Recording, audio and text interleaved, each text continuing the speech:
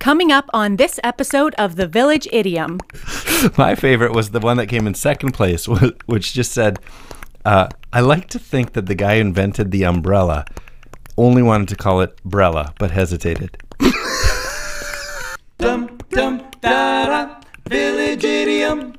Hello and welcome to The Village Idiom. We are a podcast that every week chooses a popular saying to take a shallow but hopefully comedic and once in a while even interesting dive into its meaning, its usage, its origins. But wait, that's not all. We'll also Tell us more. We're also going to use it to hang our otherwise directionless conversation on. My name is Jurassic Mark. Right. Don Pardo. You're Don Pardo. Skinny Pardo. Skinny Pardo, and it's going to go like this today. Whoa! It's raining cats and dogs out there. There you Oh, go. you know what that sounded like? Joan Cusack. That's exactly who it is. Oh, really? Yeah. Wow. The very first line in Toy Story 4. Jessie. Oh, is that who the voice is? Yeah. Oh, I had no idea. Yeah. She's very distinct. I was good like, ear. Good John ear. Cusack's sister. So how you been, man? You know, every day is like another one. Yeah. Right now they're just kind of blurring together, They're huh? all blurring together in this world of isolation. Actually, I'm fortunate I am not as cooped up as a lot of people are. Mm-hmm. My job is essential, apparently. Nice. No, yeah. Speaking of essential, yes. let's talk briefly about our sponsor, HelloFresh. Yes. You'll see we have a wall of HelloFresh boxes over there. That is how committed I am. You have been eating a lot And this of is HelloFresh. before they became our sponsor. There's like 20 boxes. I was there. a fan already.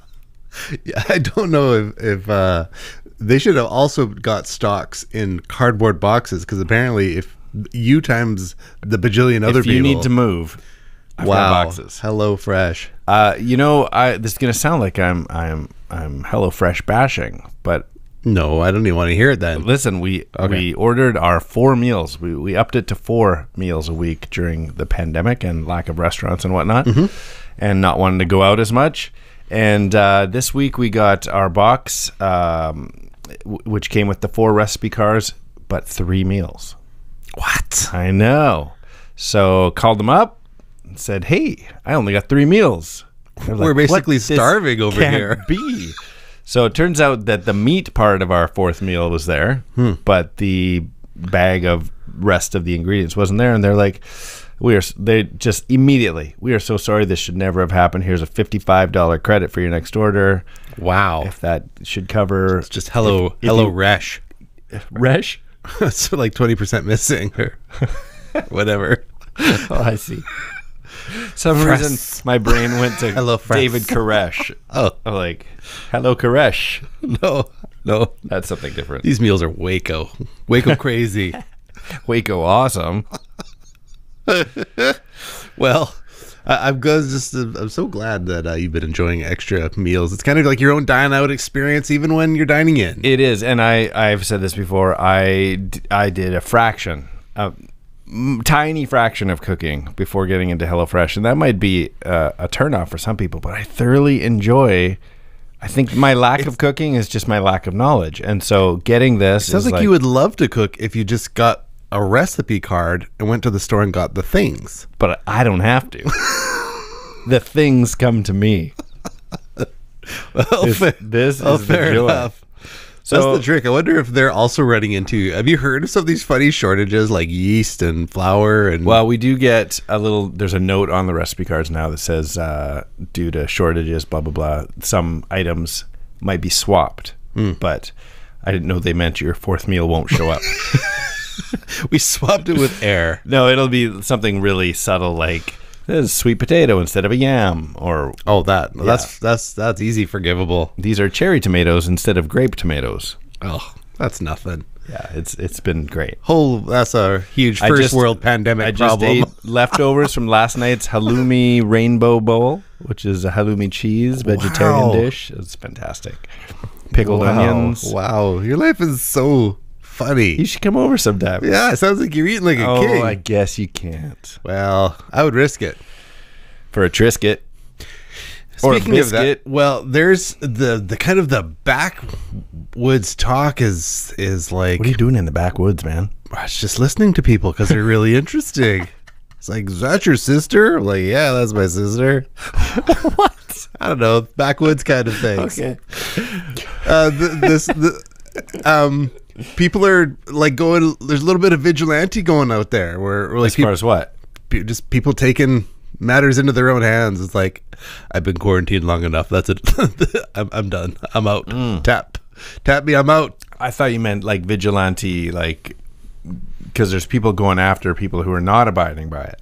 Oh yeah. No, ratting you out. Yeah. I just talked to who was Narc it? Central. Friend of a friend, anyway. That their teenage son's girlfriend kept coming over, and so the neighbors ratting them out. Police showed up. Really? Yeah. And Wow. they're like, yeah, I guess technically, yeah. They're. It's so fun being a part of a people police state. Oh my goodness. Oh my goodness. Well, I'm just saying, how could you possibly disagree with this premise of our free society? And you can't even have your girlfriend over and give. I'm sure the least of their problems is giving her COVID.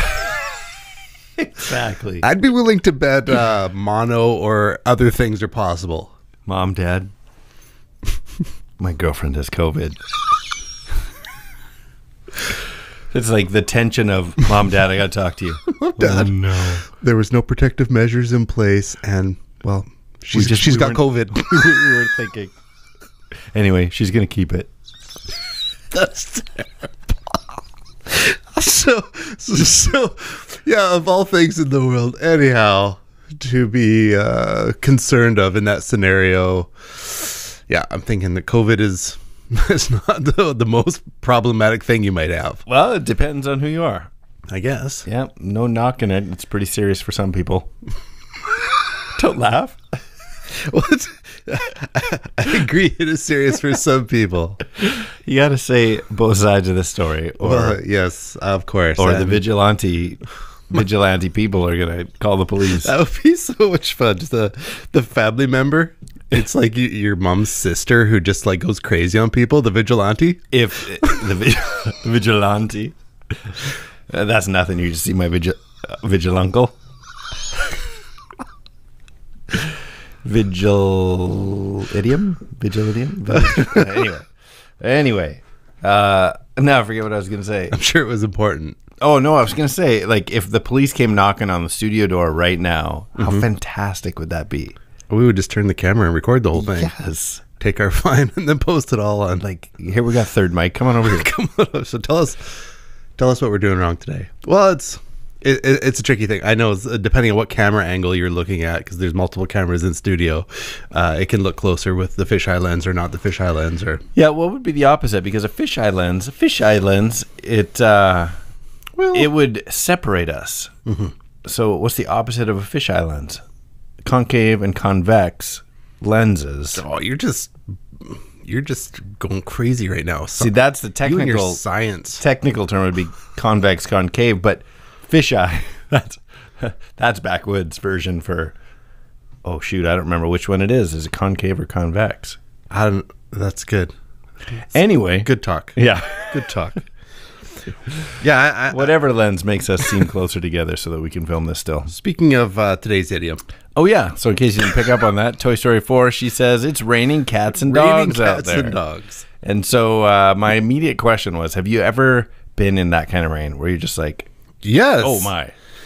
Yes, I was at a trip in the Philippines, and it was like outside doing everything, and I was wondering why were the curbs in this area? They were like literally 1.5 2 foot curb, Oh. like big monster curves. I'm like, how do your like seniors and things walk over this? Like it's curby. So their wheelchair ramps are steep.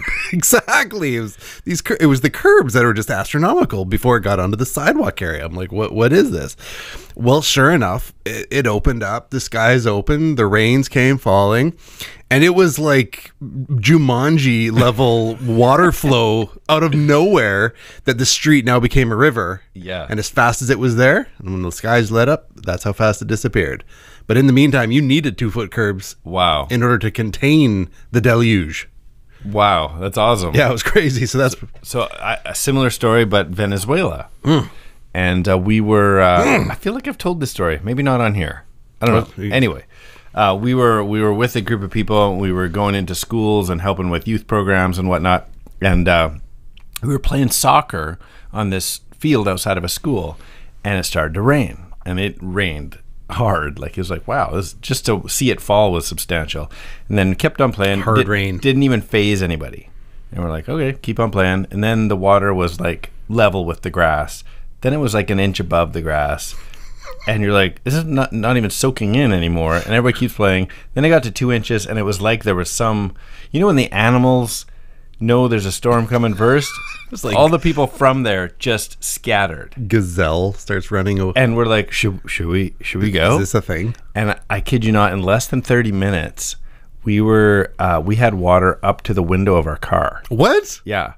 Cars are driving through it though. Like, so we were in this road, first of all, then our car was on a higher area, and then the person who was our driver, local there, they're like, we can drive through this as long as you're moving. Like, I don't know, I can't even remember what kind of car she had. Oh my goodness. But yeah, it was up to the window of the car, and we stood in it like a river down the street, like you were describing. It's up like a little over your knees at that point, and for pictures. But the debris in the water, like, it was that bad. Like, wow, furniture and garden gnomes are like that's taking nuts. you out at the knees. So yeah, and one of our buddies had wandered off into town and was in a record store and had no idea it was raining, nothing. All of a sudden he went to leave and couldn't. They're like, oh no, you gotta wait. For what? Every door was sandbagged right to the ceiling. We just gotta wait this out. And same thing. That's weird. Like, as fast as it came, I mean, there was puddles and lakes everywhere, but as fast as it came, it was gone. If it's raining cats and dogs, then there's probably poodles instead of puddles. Do you remember? Do you remember jumping on poodles when you were a kid? Put on your rubber like boots. Mario Kart? Or I mean, like Mario smashing turtles. You were just jumping on poodles when you were a kid. Poodle jumper. Oh, there's nothing just like driving your feet through a poodle like that. Oh, just watching it splash everywhere. Even now in my Jeep, if I see a poodle on the side of the road, oh, there's nothing like that. The spray of a poodle. There's spray of a poodle on people like that. Mud poodle. So disgusting. That's raining cats and dogs. then you know what bugs me. Speaking of rain in general, is so when it rains here. I mean, it rains here a lot, but it's kind of a drizzle. We talked about this just the other day. We're like the Inuit, though. Yeah, we have 100 words for rain. Yeah, but it's not. It's like just.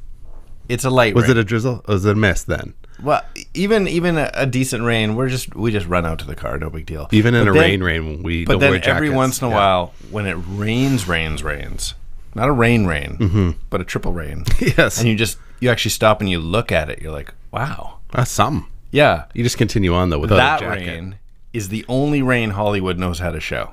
Have you ever noticed that when like I love you screaming in the rain, like he looks like he came out of a pool. Like it's rain, like you would stop in your tracks. Did like you shower? Should we be driving? Like when you see wipers in a movie, it's like right. You're just like past a semi. Like, does it ever mist in movies? I guess it just doesn't film as well. I know. It's like everyone's sitting there with like saggy, droopy hair. Yeah, it's just slightly frizzy. Yeah. It's like you were just misted on. Anyway, that's our idiom for the day. It's raining cats and dogs, and we're going to have a little It's fine if it rains cats and dogs, but it can't rain deer, if you think about it. What would that be? That would hurt. It would all hurt. There would be less Comet and Cupid. There's some joke. Is that snow? No, it's reindeer. Or something. Oh. Yeah. Nice. Pretty solid joke there, hey? Well, no. Okay, let's get into it. I said some words. Where'd they go? Where'd they go? No one can know. Nice. I turned around and looked behind. Those words came from another mind. Origin.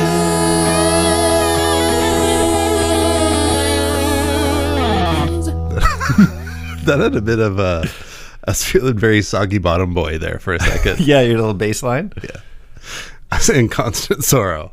In constant sorrow. All through his days. Well, there is quite the history to this idiom today. Yeah. We have no shortage of stuff, yet we're still going to land on, just to give the ending away, no one really knows. But there's lots of info. What did you find? The solid thing we do know is that it probably originated in the 17th century. So that is kind of a given. But the other thing we know for pretty much a fact is it isn't in any sense literal. It has never rained cats or dogs, but it has rained creatures like fish and frogs, which went down that rabbit trail for a while. Did you ever see the movie Magnolia?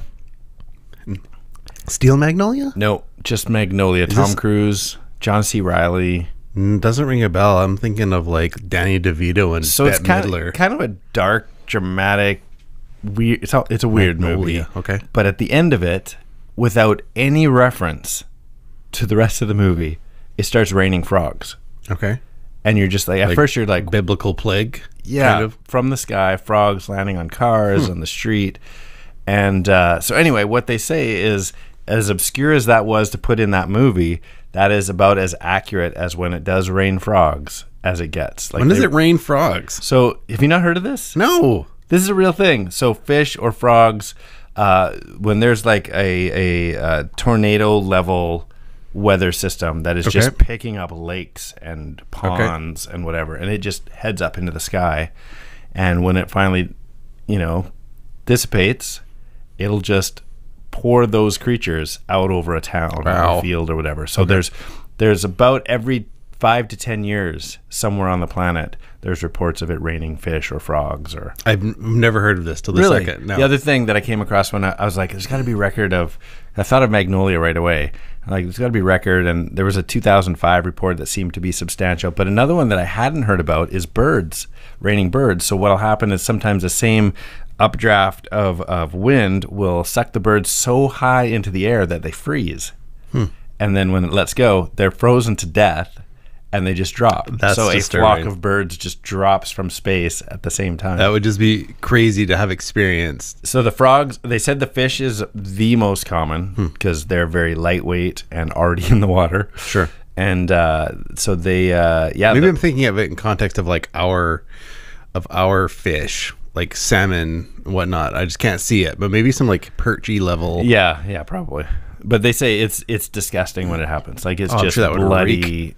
Yeah, exactly. Just smashing fish everywhere. But there's several even Canadian reports of it happening, because I thought, oh well, we don't have any tornadoes, but there was I think there was a Calgary one, a Montreal one. I've never heard of this. Wow, that's You should interesting. look it up. Yeah, it's yeah. interesting. Speak of looking up, I got to see the video you referenced from last week with the guy doing Ken Chang doing his YouTube. The two birds with one stone. Yeah, it's Am really I right? good. You were right. It's about 8 minutes of pretty amazing stuff there. He is a smart cookie. So I continued to look him up, and he last year won. I guess Britain has. I think it's the BBC has is a one-liner joke contest. So anyone can enter, and it's just the best one-liner. So his, I didn't find funny because it was obviously very relevant there only because he was talking about the new pound coin. Okay. He's like, I'm not a big fan of the new pound coin, but I'm not really good with change in general, was his joke. But he won. That was the number one joke. My favorite. That's pretty funny. My favorite was the one that came in second place, which just said, I like to think that the guy who invented the umbrella only wanted to call it brella, but hesitated. That's good. Right? So it umbrella. works for today. Raining Cats and Dogs. Okay, so we know that it doesn't come from actual cats and dogs being showered down upon us, but we're going to go back to Jonathan Swift. He describes the streets Being being... in Gulliver's Travels? Really? Is that not the same? Wasn't it Jonathan Swift? I don't know. I didn't come across that. Man, okay, keep reading. I'll look. Jonathan Swift described the streets being awash with the dead bodies of animals in a poem that was considered satirical called A Description of a City Shower. And this is in 1710. So in the Tatler magazine, this is the poem. Sweeping from butchers' stalls, dung, guts, and blood, drowned puppies, stinking sprats, all drenched in mud, dead cats and turnip tops come tumbling down the flood. So very morbid, but doesn't actually say raining. It just has dead cats and dogs flowing through the sewage of the city. Jonathan Swift, Gulliver's Travels. No way. And A Modest Proposal. Huh. So a little info about this poem, obviously a well-known writer, like how much I know, is that the place names in the poem make it clear that the water that he's referring to was the River Fleet, which, like other rivers in London in 1710, was just an open sewer. So dead animals would get thrown in there all the time, weird debris, could have been cats, could have been dogs, and that's what he's describing is that those dead animals and whatnot would be floating through the sewers, but visible for all to see, like the Thames. Yeah, so when That's disgusting. So when it would rain a lot, That's gross. it would start moving all that stuff, and you'd see dead animals and things. A horse carcass just floating down the Thames. So another possible supposed origin is that the phrase derives from mythology, as do many. Dogs and wolves were attendants to Odin, which we talked about. Was that just last week we talked about Odin? The god of storms. And sailors associated them with rain, so that's the dog category. And then witches often took the form of cats. So they were talking about the combination of the two, witches and water, or witches and storms and sailors, and the combination would be cats and dogs. But again, that one just seems... It's a stretch. That one's terrible. Because there's no examples. I'm going to snope that one without any investigation whatsoever. So this one's kind of fun.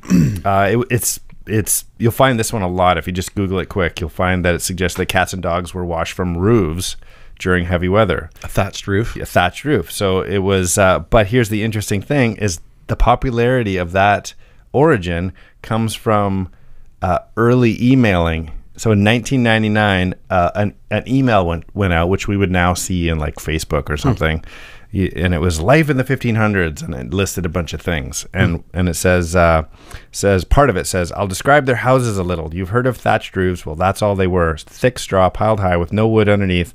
They were the only place for the little animals to get warm. So all the pets, dogs, cats, and other small animals, mice, rats, bugs, all lived in the roof. When it rained, it became slippery. So sometimes the animals would slip and fall off the roof. Thus the saying, it's raining cats and dogs. Fiction, 1999. That sounds made up. Somebody trying to make their email go viral. Oh, that definitely has 5 Pinocchios worth of lies to it. Yeah. So then we get... Have you seen a thatched roof? Like, it is thick. It could be like 2 feet thick of like a thatch. And so the idea of a dog burrowed into it or something just... You would have to... Sounds so made up. You would have to purposefully I could see like jam your dog up there. Yeah, I could see you like wedging like a squirrel or something, like this kind of thing that would look for that type of shelter. Maybe. Is that up, dog? What's up, dog? Okay, so now we get into language. This one's kind of, two language examples. One is dumb, one is awesome. Okay. One suggestion is that raining cats and dogs comes from a version of the French word, which is catadoupe, meaning waterfall. Catadoupe? Catadoupe. And so the first part of that sounds like cat, right? But again, there's really no evidence unless the phrase were just raining cats. But even then, unless there was a French word that was like dogadoop, catadoop, dogadoop. I had to pick up dogadoop. That does sound like you say it. It does sound like it's non-English origin. Catadoop, dogadoop. Yeah, but I'm talking about French. I have the wrong accent. You just throw after it. Dogadoop. Okay, but this one's cool. How you say catadoop? There it is. That's it. Maybe it's catadupe. Oh, that's Mexican. Or Spanish. Okay, here. Cats and dogs could have also come from a Greek expression that was an actual expression. That is katadoxa. Okay. It's starting to sound a little more like it, right? Which means contrary to experience or belief. So if it's raining unusually hard, you might say it's raining cats and dogs because it's katadoxa. Katadoxa or catadoupe. Catadoop. Catadoop. Catadoop for waterfall? Dogadoop. Oh. Catadoop, dogadoop. Well, that just makes everything French Canadian. French. Yeah. Okay. I'm going to go through this next part quick because we got time. It's a wee bit Cat.And.Dogs. No, Cat.And.Dogs is Greek. Do you know a Greek accent? No. Then you nailed it. Okay, perfect. Okay, so we do know that the phrase was in use in a modified form in 1653. So Richard Brome's comedy, The City Wit, or The Woman Wears the Breeches, refers to stormy weather with the line, "It shall rain dogs and polecats." So that is 1653, and that's about as close as it gets in actual literature. So polecats aren't cats. You know what polecats are? I had to look it up. It's like a weasel. A polecat. And the only thing that I had in any sort of memory for the word polecat was old cartoons, like what's the giant rooster's name? Foghorn Leghorn. Mm-hmm. And he would go, "You're a polecat." Oh, really? Yeah, but it's a weasel. I'll say there, son. Yeah. I can't do it. I say. So polecat is a weasel, but still, it shall rain dogs and polecats. It's reminding me of the Eddie Murphy talking about Mr. T. I say there, son. Mighty fine in them jeans. Okay, are you ready for the icing on the cake? Okay. The first appearance of the currently used version Wow. Okay. is in 1738 by guess who? No. Jonathan Swift. I thought you meant the Guess Who. Oh, no. I'm like, no, it's not. 1738? I don't know. It sounds... They're old, but not that old. Yeah, it goes all the way back to... So he had the very first reference, which we're like, it doesn't connect the dots. But the first time it's used exactly as is again Jonathan Swift in a complete collection of polite and ingenious conversation. And he says, "I know Sir John will go, though he was sure it would rain cats and dogs." So it's funny that he alluded to the streets flowing with dead cats and dogs years earlier, and then uses this actual phrase in... Yours are always so much more academic than mine. 25 plus years later. I was researching cats and dogs, and up comes like a YouTube video of a cat like massaging a dog's head as it's kind of like kneading it. The cat is just nestled into the dog's ear, and it's like massaging its jowls. Yeah, it's really funny. He's like, no, like everything's good right now. I'm speaking softly into your ear. You will give me all your food, and the dog's like, eye pops up, and it's just like, shh, no. They were just opening a bag of crisps, and it's just the cat kneading a dog's head. And so yours is all like, back in the Greek. With the Cat.And.Dogs, the waterfall, Old English Cat.A.Do. I feel like I haven't done my job if I only like Wikipedia it. I try and look at 5 or 6 or 7 different things. I saw a really cool YouTube of a cat massaging a dog's head. That's the brilliance here. That's the level of what I bring to the party.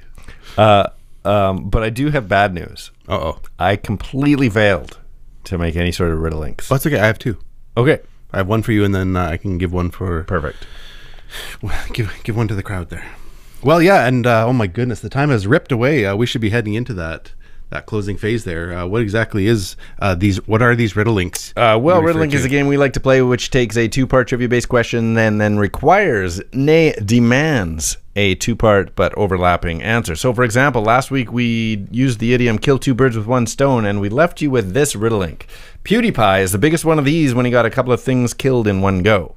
And 2 birds with 1 stone? Say that again. You 2 birds with 1 stone? That's it. YouTuber.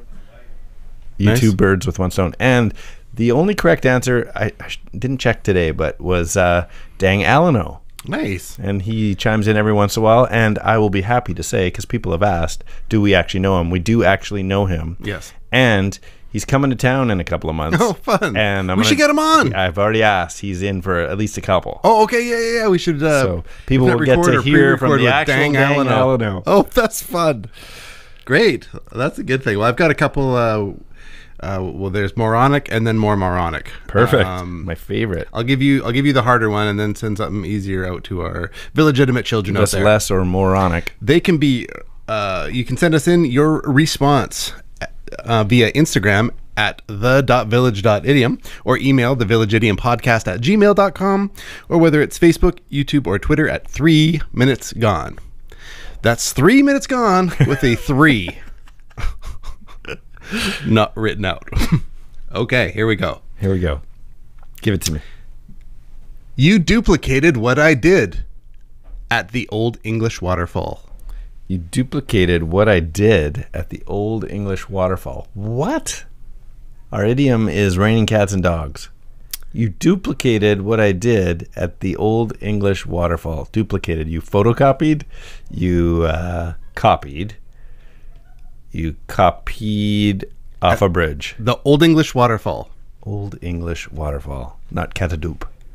Well, that's French. It's Old English. In my referencing. Okay. Yeah. Okay.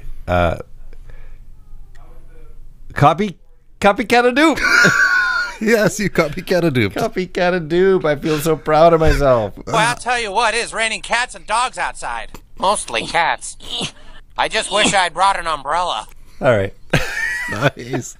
A little South Park in there. Exactly right. All right. Okay. And we'll send this one home for our illegitimate children. Nice, simple one. Okay. This will be a speed round. Feline nails are the police. Feline nails are the police. I'm brainstorming here. I know that I can't answer because we're leaving it, but I have no idea. Okay, I'll make sure to tell you afterwards. It's been very fun putting things together today. We hope you've enjoyed listening to it just as much as we enjoyed making it. I'm Skinny. I am Jurassic Poodle Jumping Mark. And these are the Village Idioms. It's raining cats and dogs. It's raining cats and dogs. All over the town, it's chucking it down, and it's raining cats and dogs. Last 3 minutes gone.